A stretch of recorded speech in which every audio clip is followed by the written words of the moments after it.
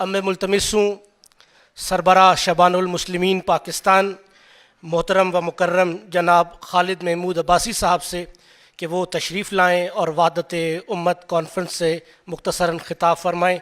मोहतरम जनाब खालिद महमूद अब्बासी साहब। नहमदुहु व नुसल्ली अला रसूलिहिल करीम अम्मा बाद फ़ाऊज़ु बिल्लाहि मिनश शैतानिर रजीम बिस्मिल्लाहिर रहमानिर रहीम रब्बि इश्रह ली सदरी व यस्सिर ली अमरी वहलुल उक़दतम मिन लिसानी यफ़क़हू क़ौली आमीन या रब्बल आलमीन।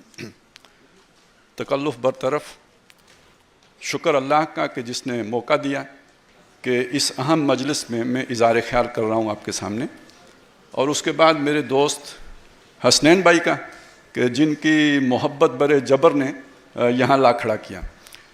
उनके आगे इनकार करना बहुत ही मुश्किल हो जाता है। जो हमारा मौजू है मैं बराह रास्त उस पर आना चाहता हूँ। आप सब हजरात के मैं समझता हूँ वक्त बहुत कीमती है।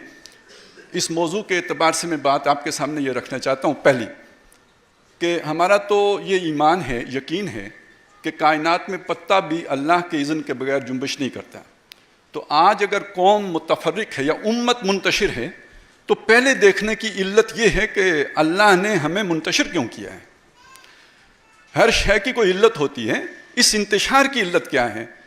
तो हमें कुरान और हदीस से ये बात सामने आती है हमारे कि जब इफ्तराक होता है, इंतशार होता है, इख्तिलाफ होता है, बदअमनी होती है, तो ये अल्लाह की नाराज़गी होती है। और जब अल्लाह राज़ी होता है तो अल्लाह ताला बाहमी मोहब्बत पैदा कर देता है, अखुवत पैदा कर देता है, इत्तेहाद पैदा कर देता है। घरों के अंदर भी यही होता है, बरादरियों में भी यही होता है, और उम्मतों में भी यही होता है। अहादीस भी हैं, लेकिन ये कि मैं आपको कुरान मजीद की आयत सुना देता हूँ कि ये इंतशार अल्लाह की सज़ा है, अल्लाह का अज़ाब है।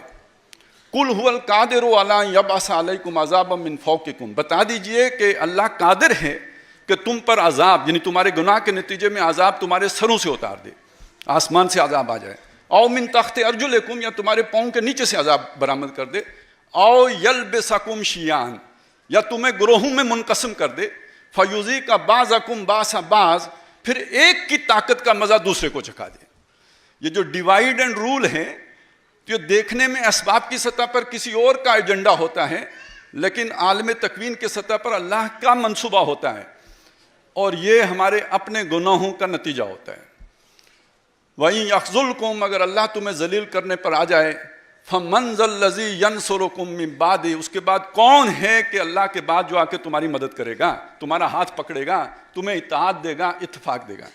ये तो हमारी दीनी बात हो गई। मैं ज़रा थोड़ा सा इसको नीचे ला के भी बात करना चाहता हूँ। हमारे अहले इल्म इस बात से वाकिफ़ हैं, इत्तेहाद और इत्तेफाक के लिए कोई बहुत पोटेंट जज्बा चाहिए होता है, जोड़ने वाला कोई फोर्स होती है, जिसे आमतौर पर हम असबियत कहते हैं। इब्न खल्दून ने भी उसे असबियत कहा है। आप देखते हैं बरादरियाँ एक हो जाती हैं, बनु उमैया एक हो जाते हैं, बनु अब्बास एक हो जाते हैं, तो उसके पीछे खूनी ताल्लुक़ होता है। मियाँ बीवी एक हो जाते हैं, उसका इब्तदाई तौर पे एक जो भी एक हमारा इंस्टिंक्ट है, जिनसी जज्बा है, वो उन्हें एक कर देते हैं। ये लॉन्ग लाइव नहीं होता, कुछ अरसे के बाद सोशल प्रेशर होता है जो उनको एक रखता है, और उसके बाद वो एक दूसरे से इतने खुश तो नहीं रहते, लेकिन यह है कि बहरहाल इकट्ठे रहते हैं, क्योंकि ये सोशल प्रेशर है जो उन्हें एक इकट्ठा रखता है, मुत्तहिद रखता है। बच्चों की ज़रूरतें हैं जो उन्हें मुत्तहिद रखती हैं, ज़रूरत ईजाद की माँ है। लेकिन एक और ताल्लुक़ भी होता है जिसे हम नहीं जानते, और वो जिसने इंजॉय किया उसको पता है कि मियाँ बीवी के दरमियान रूहानी ताल्लुक़ कायम हो जाए, उनकी रूहें एक दूसरे के करीब आ जाएं। ये इत्तेहाद कोई और ही इत्तेहाद है, और इसकी लज़्ज़त कोई और ही लज़्ज़त है। ये किसी और शय में ये इन्हें दुनिया में एक दूसरे के साथ इस तरह का मिल गया, उन्हें जन्नत मिल गई। वो दुनिया में जन्नत इंजॉय कर रहे हैं जिन्हें ये साथ मिल गया। तो ये समझ लें हम कि उम्मत में इत्तेहाद असलन अल्लाह के इरादे और इज़्न से होगा, और जब तक हम अल्लाह को नाराज़ रखेंगे तो इत्तेहाद और इत्तेफाक नहीं हो सकेगा। हम उल्टे लटक जाएं तब भी नहीं हो सकेगा। तो फोकस हमें इस पे करना चाहिए कि वो क्या बात थी जिससे अल्लाह ने इफ्तराक पैदा कर दिया। तो देखें, अल्लाह ताला ने इस उम्मत को बनाया तो इसके सामने एक मिशन रखा, खैर उम्मत, बेहतरीन उम्मत। यार ये गोरे किसी और खुदा ने पैदा किए हैं, ये हिंदू, ये सिख, ये किस खुदा ने बनाए हैं? उसी ने बनाए हैं। उनसे हम बेहतर क्यों हैं? इसलिए बेहतर हैं कि हमें एक मिशन दिया है, उस मिशन के हम वफादार रहेंगे तो अल्लाह ताला हमारा जो है वो मददगार रहेगा। उस मिशन से हम मुंह मोड़ लेंगे तो अल्लाह ताला फिर इनके हाथों हमें पिटवाएगा, जैसे कि हमें पिटवा रहा है। ہیں آج کیوں خار کہ کل تک نہ تھی پسند گستاخی فرشتہ ہماری جناب میں. اس چیز کو سمجھتے ہوئے ہم آگے بڑھیں. وہ مشن کیا ہے؟ ہم کہتے ہیں امر بالمعروف اور نہی عن المنکر ہے، لیکن یہ ڈٹرمنٹ ہونا چاہیے کہ امر بالمعروف کا مطلب کیا ہے اور نہی عن المنکر کا مطلب کیا ہے. جب امت کی سطح پر آ کر امر بالمعروف اور نہی عن المنکر کی بات کریں گے تو امر بالمعروف کا مطلب ہے دین اسلام. آپ پوری دنیا میں اسلام کا علم بلند کرنے والے بن کے کھڑے ہو جائیں. ہم تو جیتے ہیں کہ دنیا میں تیرا نام رہے، کہیں ممکن ہے کہ ساقی نہ رہے، جام رہے. یہ آپ کیجئے، اللہ آپ کے پیچھے کھڑا ہے. ان ینصرکم اللہ، اگر ان تنصرکم اللہ، اگر تم اللہ کی مدد کرو گے، ینصرکم، وہ تمہاری مدد کرے گا. تو ہم جیتے ہیں کہ دنیا میں تیرا نام رہے، یہ کیجئے. یہ امر بالمعروف ہے.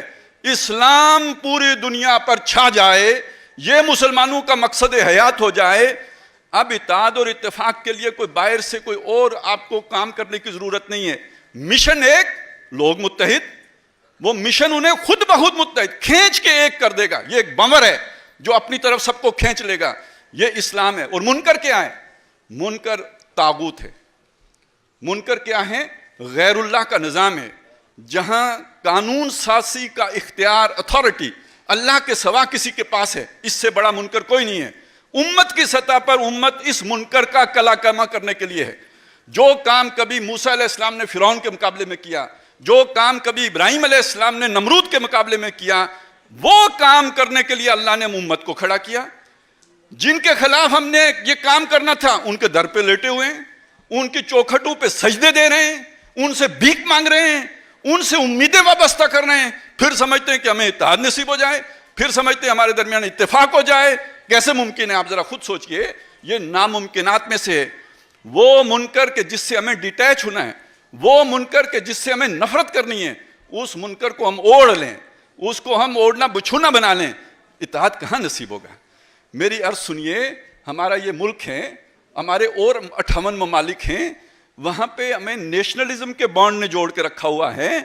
تب ہم اکٹھے ہیں. وہ اس لیے سب سے پہلے پاکستان ہے، اور اس لیے سب سے پہلے ایران ہے، اور اس لیے سب سے پہلے افغانستان یا کوئی اور ہے، کیونکہ وہی ہمارا بانڈ ہے. آپ جب تک اس بانڈ کو تبدیل نہیں کریں گے اسلامی بانڈ کے ساتھ، نظریے کے بانڈ کے ساتھ، قرآن کے بانڈ کے ساتھ، اتحاد و اتفاق خواب ہے. میں معذرت خواہ ہوں، ہو سکتا ہے کہ میری بات کسی کو اچھی نہ لگے، لیکن یہ کہ میں خیر خواہی کا تقاضا یہ سمجھتا ہوں. جس اللہ نے یہ موقع دیا وہ اس وقت کا حساب مجھ سے بھی لے گا، آپ سے بھی لے گا. میں نہیں چاہتا کہ میں اس وقت کو ضائع کروں. جو صحیح بات میں سمجھتا ہوں وہ آپ کے سامنے رکھنا میں اپنا فرض سمجھتا ہوں. اور وہ صحیح بات یہ ہے کہ جب تک آپ یہ مضبوط تعلق قائم نہیں کرتے، حقیقی اتفاق نہیں پیدا ہو سکتا. وقتی کسی ایجنڈے کے تحت کوئی اتفاق پیدا ہو جاتا ہے. بھٹو صاحب نے بھی ایک اسلامی سربراہی کانفرنس پاکستان میں کروائی تھی. بہت بڑی اچیومنٹ تھی. آپ سوچئے کتنی بڑی اچیومنٹ تھی. تمام مسلمانوں ممالک کے سربراہ لاہور میں 1974 میں جمع ہو گئے تھے. پھر کیا ہوا؟ نہ بھٹو رہے، ٹھیک ہے، نہ اس میں جو بھی جو مین رول پلے کرنے والے تھے سب اڑ گئے. سب کی اساسینیشن ہو گئی. کسی کی جوڈیشری کے ذریعے سے ہوئی، کسی کو بھتیجے نے ٹھا کر دیا، کوئی کسی کے خلاف پبلک بھی اٹھ کھڑی ہوئی. تو یہ سارا اس جو اکنامک ہٹ مین کے دور میں جتنے بھی طریقے ہوتے ہیں وہ کوئی نہ کوئی اپلائی کر کے وہ بندے کی چھٹی ہو گئی. لیکن یہ کہ یہ سارا اسی لیے ہوا کہ اصل میں وقتی اشتعال تھا، جذبات کی بات تھی. آپ اپنا ایجنڈا درست کیجئے، اللہ کی مدد، اللہ کا شیلٹر آپ کو حاصل ہو جائے، پھر کسی کی سازش کامیاب نہیں ہوتی. تو بہرحال میری گفتگو کا لب لباب یہی ہے، خلاصہ یہی ہے کہ ہمارا یہ نظریہ مستحکم ہو جائے. نظریے کی کتاب قرآن مجید ہے. ہم مسلکوں کی طرف نہ جائیں بلکہ اپنے اس نظریے کی طرف جائیں، قرآن کی طرف رجوع الی القرآن ہو. اور ایک چھوٹی سی بات اور عرض کر دوں، جہاں ہمیں حکومت ملی ہے وہاں ماڈل جو ہے نا اپنا مسلک نہ بنائیں. ماڈل ہم اسلامی بنائیں. اسلامی ماڈل کا مطلب یہ قرآن و سنت پر مبنی ہو. اور اس کے لیے ہمیں رہنمائی علامہ اقبال کی فکر میں مل سکتی ہے، اس کے سوا کہیں سے نہیں مل سکتی. یہ اس وقت کی ہماری ضرورت ہے.